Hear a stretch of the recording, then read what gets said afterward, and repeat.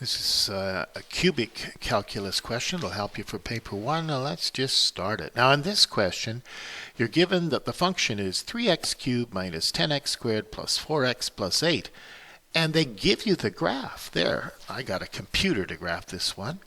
And so you're looking at a lot of things. And they even give you 1 point, 3 and 11, that's on this function here. Now the question is, what you're supposed to do is find all these things right here. You want to find the coordinates of E. And the coordinates of E, you have to know that E is a y-intercept and what to do. It's like a regular function that way. It's just figuring it out that way. So that would be the first thing. And then determine the length of AD. Well, let's do those first two questions first. Okay, determine the coordinates of E. Well, E is called a y-intercept. So we let x is 0. We put 0 in there and 0 in there. And if we multiplied this out, we'd get 8. But hey, this is even easier. If you put 0, all of this becomes nothing. You're looking that y equals 8.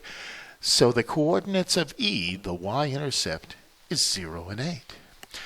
Now, the next one, I don't know why so many people find this hard, but this is a very generous example because they've factored this for you.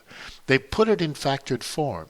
The reason you factor, and you can look at the factors, the reason you factor it in the first place is in order to find x-intercepts. When an equation is in this factored form, you're looking at the answers.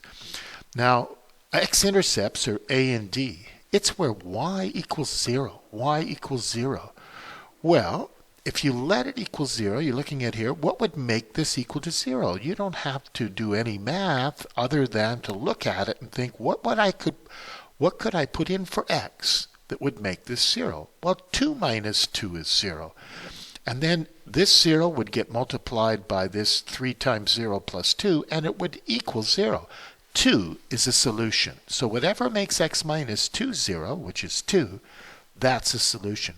The other one is whatever makes this 0. You could write 3x plus 2 equals 0 and solve that equation. While you'd subtract 2 from both sides and divide by 3, x equals minus 2 over 3. Well, that's right here where this a is.